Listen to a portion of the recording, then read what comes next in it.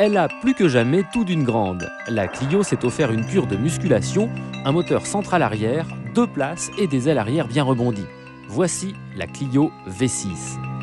L'objectif chez Renault est clair avec cette nouvelle petite bombe, concurrencer l'Audi TT. Les performances sont alléchantes.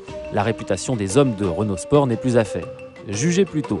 230 chevaux à 6250 tours minute, un couple maxi de 300 Nm à 3750 tours minute, 235 km/h, un 0 à 100 km/h conclu en 6 secondes 1 et un 1000 mètres départ arrêté en 26 secondes. En fait, acquérir une telle voiture, c'est une histoire d'amour. Alors, il ne faudra pas faire le timide, car la liste des prétendants risque d'être très longue. Et il n'y en aura pas pour tout le monde. Renault a prévu d'en sortir 6000 exemplaires à un coût avoisinant les 230 000 francs, comme la TT d'ailleurs. Avoir le moteur de série le plus puissant de l'Hexagone entraîne quelques modifications.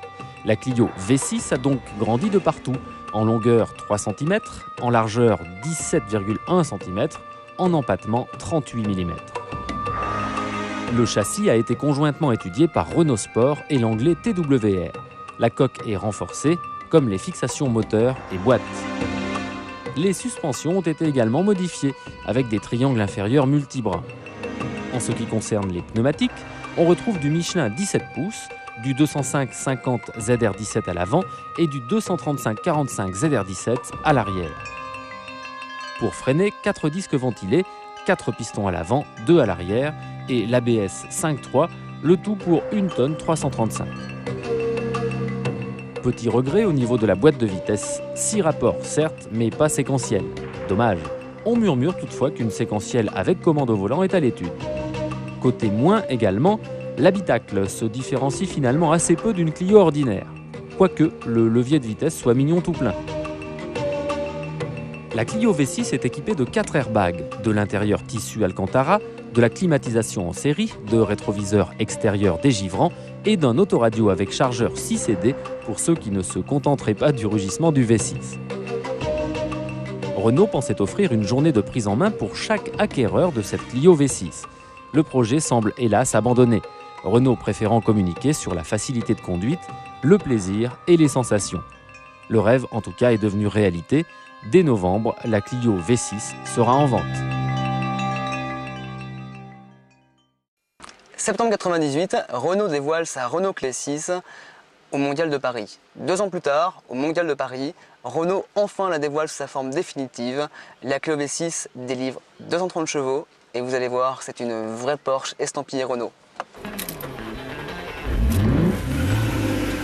Pas de doute, la Clio V6 est bien la digne héritière de la Renault 5 Maxi Turbo. Tout est démesuré, à commencer par son physique de reine des circuits. Surbaissée et habillée d'un bouclier avant proéminent, de passage de roues surdimensionné à l'avant comme à l'arrière, la Clio V6 en impose. Chaussée de larges pneus de 17 pouces, la bestiale Renault pousse le détail jusqu'à la perfection. En atteste le magnifique bouchon du réservoir d'essence façon compétition.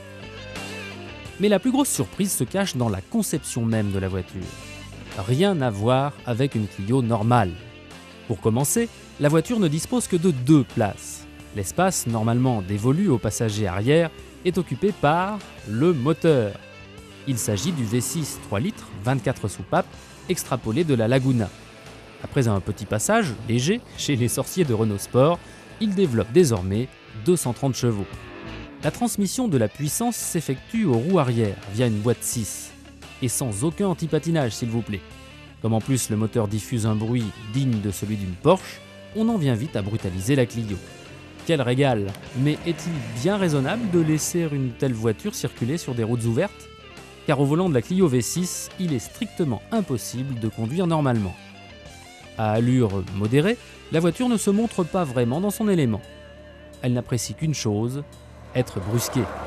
Très mal à l'aise en ville, mais aussi sur autoroute, la Clio V6 souffre de son manque de polyvalence, comme beaucoup de super sportives.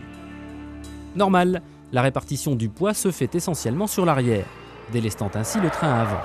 Pour inscrire la voiture dans un virage, il faut donc faire appel à la technique du transfert de masse sur l'avant, et donc freiner plus fort et plus tardivement que sur n'importe quelle autre voiture de série. Pas très rassurant pour les autos qui vous précèdent. Son terrain de prédilection, ce serait plutôt les petites routes de montagne, sur lesquelles d'excellents chronos seront réalisés. Précise et incisive, elle se révèle aussi très pointue à piloter.